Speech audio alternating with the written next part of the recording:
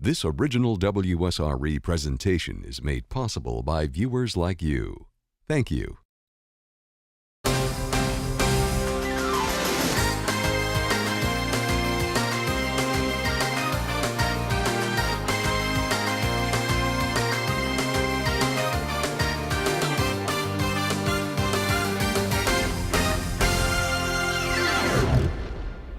Hello, and welcome to this edition of Pensacola State Today. I am so glad that you have joined us. We have a terrific program ahead for you. First today, we are going to take a look at the popular visual arts program at PSC. Also, College President Dr. Ed Meadows will be in the studio. He'll be talking to us about the importance of grants in enhancing the students' programs of study. Also, at Pensacola State College, athletes are good sports in more ways than one. And we will introduce you to two outstanding teachers at the Pensacola State College. First, you know they say a picture is worth 1,000 words.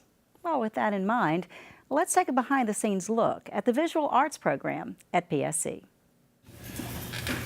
If you're going to make a very wide bottle, you want the cylinder to be a little thicker down at the bottom so that you can allow for that distance that you expand it. We provide, I believe, for the community the very best in art experience. We've got a gallery, we've got classes in all different kinds of areas, from painting to art history to ceramics to sculpture, all kinds of sculpture. We've got printmaking, we've got graphic design, all the commercial areas.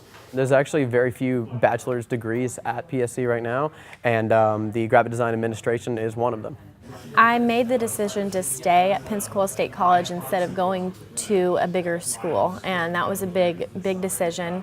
I was at my second year of college, and I had to make a decision where I wanted to go, and that's when they started the 4-year program here. Today we're in the portfolio development class, and during the course of a day in this class we go over our projects as how the students would like to see them in their finished portfolios. Mark's been in graphic design for years, and he was in the Navy as well, so he's very hard on us, but we need it. And we've learned how to take constructive criticism. That's really important as an artist to know how to do that. Because if you can't, then you're going to get your feelings hurt. Don't take it personal. I mean, you got to make your work look better, and that's what it boils down to. Is we want to help each other be better artists. While experience and the amount of work you have is the technically most important, having that 4-year degree, it's almost required these days, and instead of going to a university where 300 students are in one room, you have a much more personal setting when you have one teacher and about 15 students instead. We hold morning meetings to talk about their projects, just as if you were working in a design studio where you would hold a scheduled meeting talking about whatever project that was. They pitch the projects to me, and then they in turn go back and do all of the research to put together a final piece of work. Our classroom is a very creative environment. We aren't like a typical classroom where you go in and sit at your desk and you don't talk to anybody in the classroom. We come and sit around a big table and we converse with each other, and we help each other decide, does this look good or does this look bad? And it's like a work environment. If it can be printed, it can be created here. We make ads, we make posters, we make album art, we make everything really. I mean, some of us do video, some of us do photography, but the design all comes with the typography and the layout, using programs like InDesign, Photoshop, Illustrator. Anything that you see around the room that's been printed has been done by a graphic designer, and that's everything we do here. The difference between us and them is that all of our classes are done right here in the building, so they're close-knit to, they can walk down the hallway and use the photo studio. They can walk across the hallway and use the painting and drawing areas. They can go down and build a piece of sculpture if they want to use that in their design or in their commercial art pieces. What that in turns to is the work that they've done in some of those classes will show up in their commercial art. All of this is included. The way the building is put together with a central gallery and all the rooms coming off of it, you have to interact with everybody in the department. We've got a department that's a family. They are interested in their areas, but they're interested in other areas. I'm going to open this a little differently. I'm going to lay my fingers on top of one another. I'm going to push down in. It's my life. I've been doing this since 1960 when I was out of high school. And I finally got to take art classes, and I just took off. There's advanced students, there's beginning students, and there's second semester students. And they're all involved in making some of the very basic shapes, the bottles, the bowls, the plates, and later on we'll do some sculptural forms too. But primarily it's on the potter's wheel. My name's Faith, and I'm in ceramics too. It's my second semester here, and right now I'm just trying to get my clay centered so I can make something else out of it. I really like to make bowls, and I'm in kind of that zone where I want to make a million mugs. So I've got a million different gifts for Christmas this year. I think they really like it because it's something handmade for me, and they'd rather have that than a gift card or something. It just looks more earthy and homey in your house too, you know, it's not ever, you can walk into my own house and tell that it's mine because it has all my junk in it. But having ceramics class is one of the most meditative things to me ever, next to like doing yoga or something, you know, because it's that kind of time for you to space into something else and make something. The skills come slowly, but once they've got it, you can see them, they're hooked, and it's a wonderful experience. My name is Jody Nash. I'm an advanced student here at PSE, and what I'm doing here is I'm finishing up a vase that is an irregular shape. Everything changes, so your art should reflect how things change in your life. So many things have changed in my life that pottery has really helped me. So I'm learning to loosen up and let the pot take its shape and do what it really wants to do by itself. I've been doing this since 1979, but really got back serious and into it in about 6 years ago. I don't mind helping the students at all, and I see myself hopefully in the future. I really like to go on and do art history and maybe become a potter teacher. That'd be really cool. My college career has definitely shaped me a lot, who I am as a designer, and so I think that me taking the path that I did really made a difference in, you know, how I work and how I function as a designer. I want to say PSC develops some of the best. I mean, just from my peers that I've seen, we're developing work that I've seen better than professionals, 100%. And we see professional work all the time, and we are constantly like critiquing it and, you know, just talking about it. And at this point, I would say that we're more than ready. I don't know, if I didn't really have art or anything, I don't know how people would even function. Not just me, but I think everyone needs it to some extent. And when I went back to pottery, all my stress goes into the clay. Once I leave here, I'm exhausted, but I feel good. When you make art, you're making art quite often for yourself, but it is a great deal of appreciation to find other people enjoying it. What we have here is unique in the Anna Lamar Switzer Center. The community is always invited to every one of our exhibitions. The importance is getting involved with the community. Stay with us. When we come back, a conversation with Dr. Ed Meadows.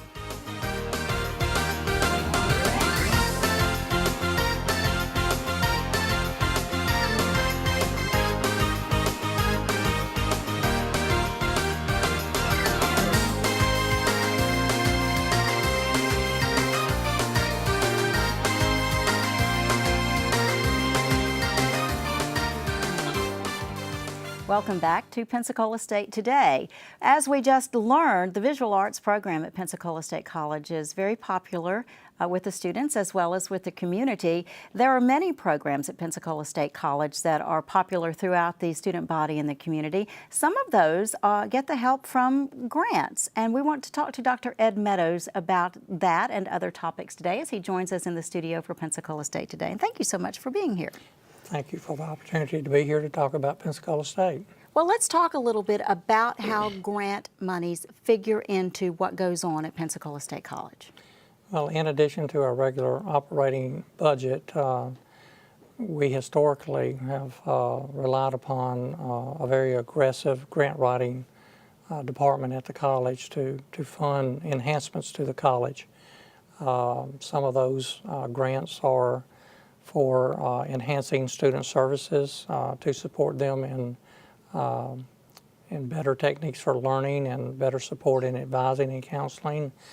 Some of those grants support some of our more visible programs like the visual arts and the performing arts and our athletic programs. And we just received notice last week that we're receiving a $324,000 grant from the BP Tourism Fund.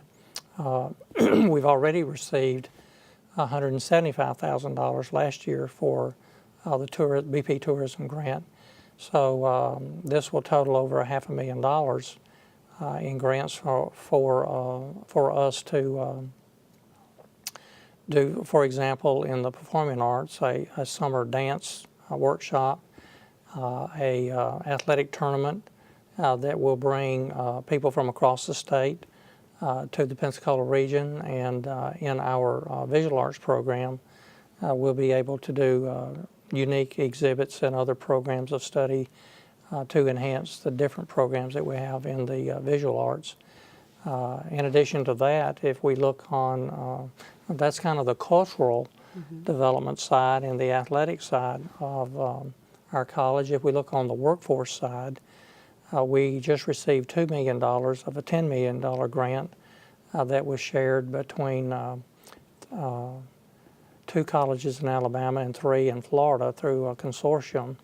And the $2 million that we're receiving is to implement a mobile training institute in welding. So we'll have virtual welding machines and high-end technology welding machines to teach.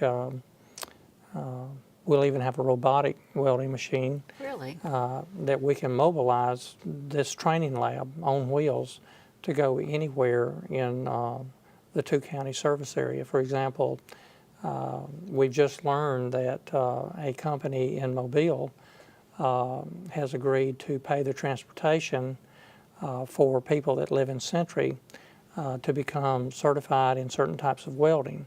So they'll actually, by bus, go get them and transport them from a central location in Century to the workplace in Mobile. And so that's a unique partnership that we have for developing our workforce. And the good thing is that they'll bring their paycheck back home to Escambia County. We also rely heavily upon grants on the federal TRIO side. We have the only Veterans Upward Bound program in the state that helps support veterans wanting to return to college or wanting to attend college for the first time. And it provides counseling, advisement, and tutorial services for veterans. Grants are extremely important to Pensacola State to not only enhance the cultural side of the college, but also to provide the enrichment student support services that are needed for a certain segment of our student population. And the grants obviously they impact on a very personal level the students that attend Pensacola State College, but because of that grant money, they have the programs, like you said, the welding program that prepares the student to go out into the workforce and to earn their living and to make their way. And that's certainly true, and to the tune of about $10,000 more a year for an associate degree student versus a high school graduate. And that's significant, and even higher at the baccalaureate degree. So we're very proud of the fact that we've been successful in securing $1 million worth of grants every year. And it's something that doesn't replace the basic services that we provide, but it certainly enhances those services for student success. And Pensacola State's success just continues to roll along. I see where Pensacola State College has been named one of the top 100 degree producers. Talk to me about that a little bit. Well, for 5 years in a row. We're a medium-sized institution in Florida compared to the other 28, but we consistently rank in the top 100 out of 1,200 colleges in the number and categories of associate degree producers. We're in the top 10 in the associate degree for all disciplines. We're in the top 10 for African Americans receiving associate degrees. We're in the, the top 100. We're in the top 100 for the number of nurses with associate degrees. While that's not a qualitative measurement, but a quantitative measurement, we have other qualitative measures. For example, we have a young lady, an athlete, that was named the Scholar Athlete of the State this past year. Awesome. And we had 6 academic All-American athletes this past year. We have 13 gold, silver, and bronze medals that were received at the national level in skills competition.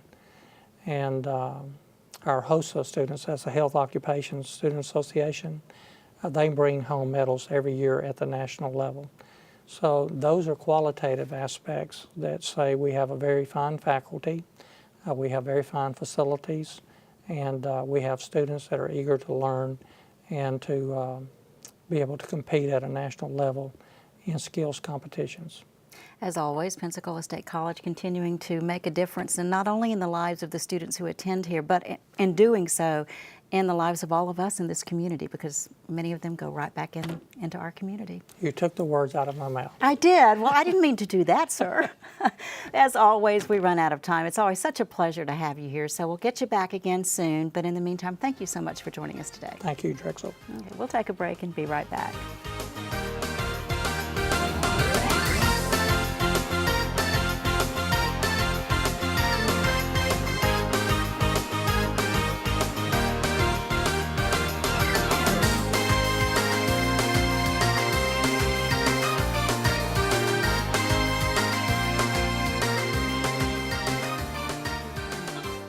Welcome back to Pensacola State Today.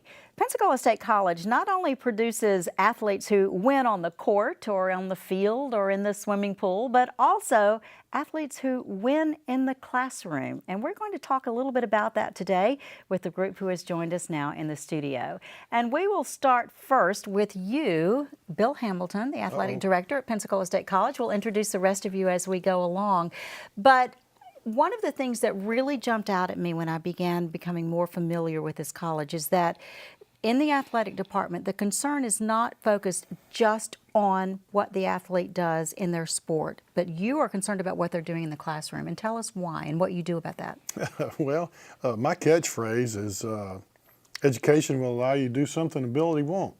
And I'm proof of that. Nobody knows how good or bad of a player I was, but I have the necessary education to be in this position. I've enjoyed traveling all over the world. I have relationships with some wonderful people that I'd have never met without that education. So with that being our motto, or at least my internal motto, we try to do everything we can as a staff to see that these kids are given the opportunity to succeed in the classroom.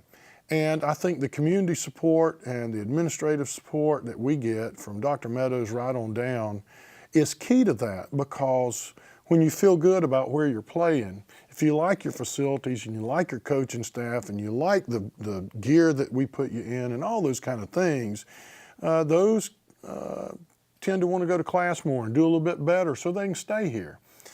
These 3 student athletes that we have with us today don't need such motivation. They're good both on and off the court to begin with, but we provide tutoring, we have mandatory study halls, just a lot of resources, you know, with our own labs, learning labs over in Building 1. It'd just be difficult to not succeed here.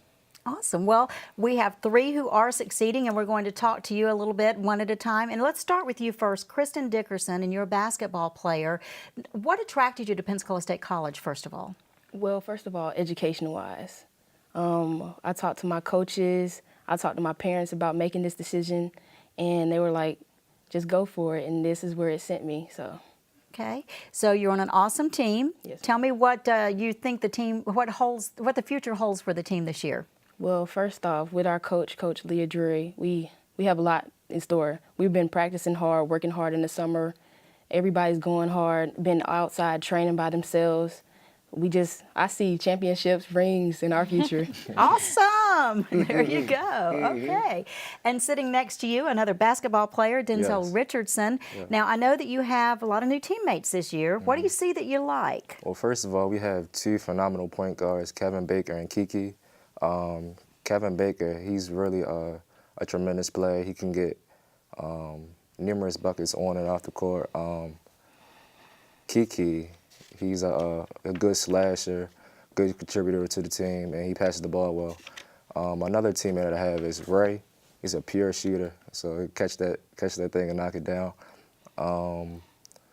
And Oscar, he's a very good slasher too.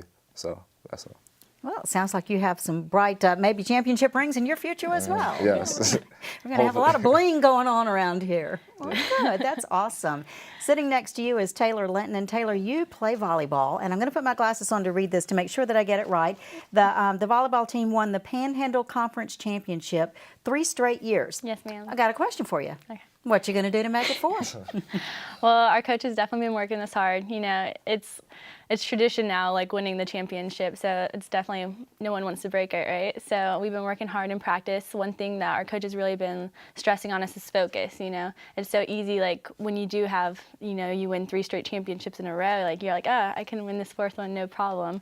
So like he pushes us to focus like when it's hard, and then when it's not so hard, you know, like it's easy to lose focus when it's pretty easy. So that's one thing that we've been working really hard on, and we Your have state tournament's right around the corner too. It is, yeah. First week in November. Yeah, and you got to get by Gulf Coast. Gulf Coast, yeah. So we want everyone that they can like, come out to the games and support us, you know. Okay. We can not only just see you playing the game, we can see you on billboards, is that right? Yes, ma'am. Now, how in the world did that come about? I think it was a little bit of luck. I was here last summer, and they did the advertisements like in the beginning of the summer, and I think they needed a volleyball or an athlete, and I think I might have been one of the only people here. But I'm pretty lucky. It's an honor to be on it. I get to represent my school, and it's it really makes me want to like strive to do better, you know, because I am representing my school, and I want everyone to see.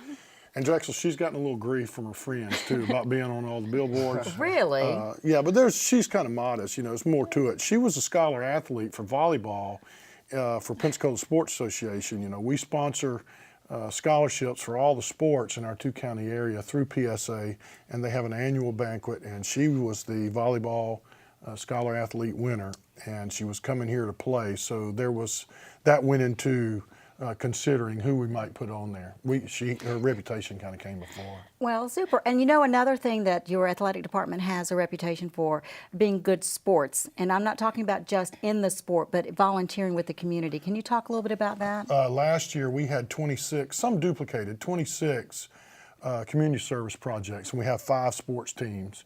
And so they're very busy. It takes a lot to maintain a 3.01 GPA across the board, which is what we do. It takes a lot to have 39 academic all-conference, 28 academic all-state, and 6 academic all-Americans. You have to put in a lot of time to be a good player. You have to put in a lot of time to be a good student. And then, you know, sometimes it's hard to imagine we have enough spare time to do the community service projects that we do. But we do them. And we have a couple of more things coming up. We're going to start a Day of Champions, I hope, one day. It's been on my goal sheet for 2 years. And we're going to partner with Ronald McDonald House and do some maintenance that they can't do, like 2nd-story window washing and that kind of thing. So your athletes at Pensacola State College are not just being prepared for their game. Denzel, you're being prepared for life, it sounds like. Yes, ma'am. And talk to me a little bit before we go about in your teammates and all of you, is there a sense of family and community with your team? Yes, it's a sense of family togetherness, especially this year, because everybody vibes on and off the court. You could just tell in the different personalities that everybody has that we're going to click very well together. And that's one main thing that we need on the court. So. Okay. All right, Coach Hamilton, what are we looking for in terms of results from your teams this year? What do you think? Well, you know, I'm not much of a result guy. I'm more of the process. I hate to quote a famous college football coach, but it's more of a process. You know, trying to get them to be better every day, to make the right decisions. And when you look back on it, you have a bunch of days in a row of doing those things. It makes them quite proud. They're an instant gratification bunch, the fast food, reset button, text, and all that. So it's difficult for us to get them. We kind of fool them sometimes with the sport, but at the end of the day, we want them to look back and say, you know, wow, well, I made a lot of right decisions, did a lot of good things while I was at Pensacola State, while I was a Pirate. Awesome. And as a Pirate, Kristen, tell us what it means to you when the community comes out and supports you at the games. It means so much to us, them having our back, and we have theirs. You know, we go out into the community, like he said, and we help as much as we can. And it's just a back and forth, one-way, two-way street, you know. And for them to be in there means a lot to us. To look up and see people that believe in us and know that we can do it, it gives us that to keep going and play harder. Very important in close games, There you which go. most of the conference games are. It's very important. In the close games, sometimes crowds are different. And the louder, the better for the crowd, I would imagine. You know that they're there cheering you on. All right, well, you heard it here. Thank you so much to all of you for coming out and talking to us about athletics at Pensacola State College and how it goes not just from the court, but into the classroom. We're going to take a break, and we'll be right back.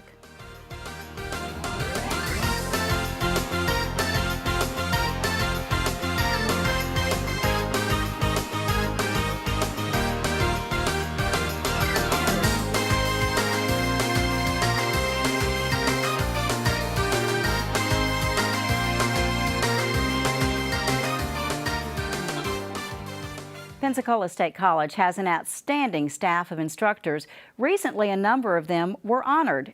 Let's meet two of them. My family and friends tease me that no matter where I am or what I'm doing, I'm always still teaching. Oh, it's definitely fulfilling. You know, I can't think of a lot of jobs that you see people smiling on the way to work in the morning. And I'm one of the people, I am smiling. I look forward to it. When I get in here, the kids energize me. We exchange energy, we exchange ideas. The title of the engraving that showed defenseless colonists being fired upon. And I think that's what I look forward to with teaching, not just knowledge, but showing them skills and making them feel better about themselves. I think being a teacher requires being a performer. If you don't get them onto what you're saying, if they're not connecting with you, they're not going to retain anything regardless of how important it is to you. I like my job. I've had a lot of jobs in life that paid bills, but didn't like them. And I would dread, even the drive to work, I would dread. I'm excited every morning. I'm excited I get to come to work. I come to work early and I stay late and I don't get paid for that stuff. It's always a new challenge every single day. 16, exercise, do you smoke? I find that that is the biggest thing that keeps me going, is that I want every student to learn. And as long as I'm trying on every student, I don't ever give up. And as long as you have that eternal drive, you're good. I get in the groove, and then immediately I'm in the zone and I'm trying to pull them in my zone with me. I think that's the biggest thing that teachers forget. We get complacent because we're not learning new stuff. We've already learned the material. So we have to force ourselves to go out of our comfort zone. And then that forces us to be better teachers. And that does it for this edition of Pensacola State Today. I'm so glad that you've joined us. We'll see you next time.